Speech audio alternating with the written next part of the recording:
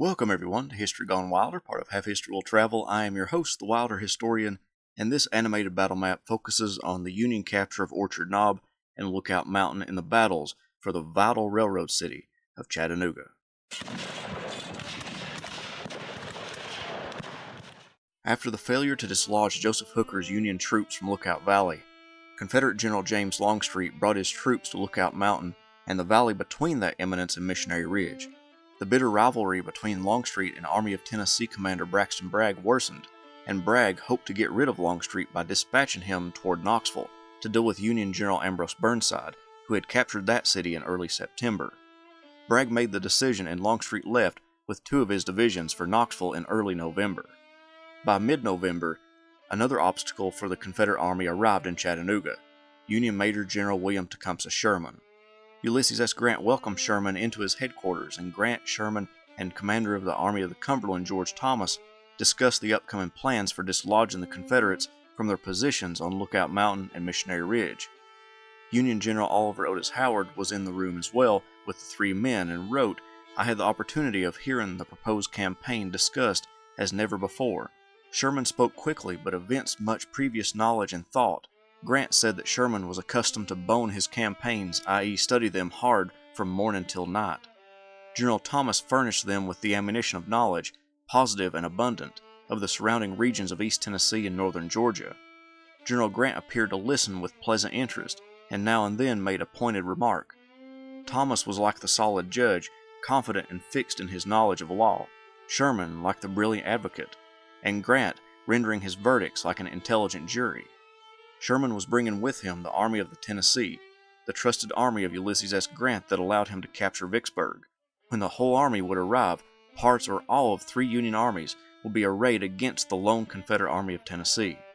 Thomas and Grant differed on how to dislodge the Confederates. Thomas favored attacking Lookout Mountain first, while Grant wanted to attack the north end of Missionary Ridge. The reason for Grant's insistence on attacking Missionary Ridge was because of Burnside's occupation of Knoxville and the knowledge that Longstreet was on his way to attack said commander. If Grant could push Bragg south and break his communications with Longstreet, then Burnside could be much safer. This also might force Longstreet to withdraw from East Tennessee.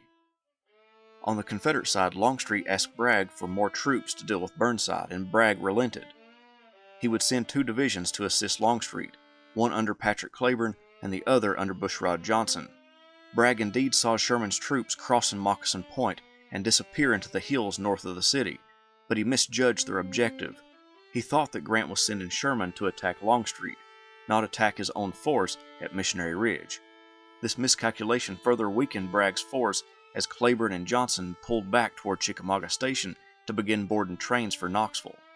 This movement of Confederate troops off of Missionary Ridge set in motion a series of events that would result in Grant defeating the Confederate Army occupying the heights overlooking Chattanooga.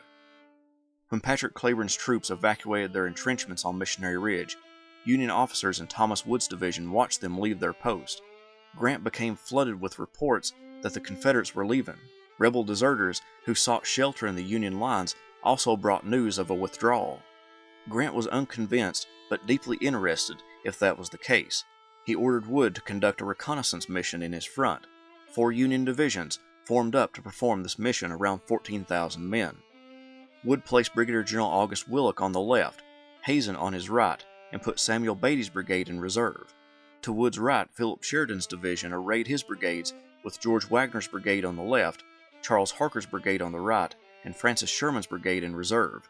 To the left of Wood's division was the divisions of Carl Schurz and Adolph von Steinwehr from Oliver Otis Howard's 11th Corps.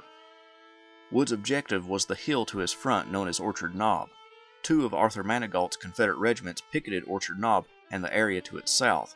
At 1:30 p.m., Wood and Sheridan's men stepped off. The 24th Alabama, who occupied Orchard Knob, fired a few volleys into Willock's men, but as the blue troops neared, they ran over the knob and Willock occupied it with the loss of only 4 men killed and 10 wounded. Hazen to the south had a much more difficult time pushing back the enemy in his front.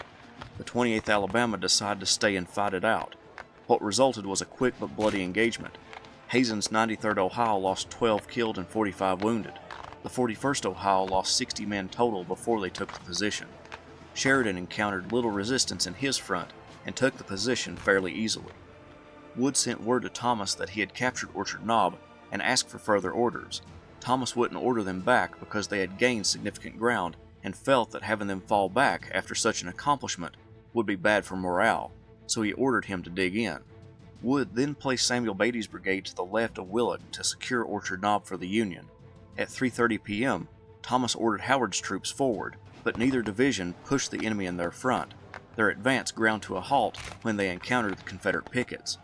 Watching as many of the regiments in the 11th Corps hid behind objects and refused to go any further, Wood dispatched Beatty, who cleared out the pickets from the front of Steinwar and Short's men. Beatty then returned to Orchard Knob, but the 11th Corps didn't take advantage of the open ground that he had cleared of Confederate skirmishers, and the Gray troops regained the ground in front of the 11th Corps. The Confederate High Command sat atop Missionary Ridge trying to figure out what to do next. Near dusk, Confederate artillery opened on the divisions of Wood and Sheridan. An Illinois soldier wrote to his sister that the dusky form of the mountain encircling our position for 3 miles seemed in the dim twilight like some dense thundercloud looming against the heavens and shooting forth unceasing flames of lightning, while its thunder made the earth tremble beneath our feet and innumerable shells fell, bursting above and around our lines. Despite the grand spectacle, the artillery did little damage to the blue lines. November 24th was the date Grant wanted Sherman to attack the right flank of Bragg's army on Missionary Ridge. Hooker on the far right was to demonstrate against Lookout Mountain and take the position if possible, but it was mostly to be a diversion so Sherman could operate effectively against the Confederate right.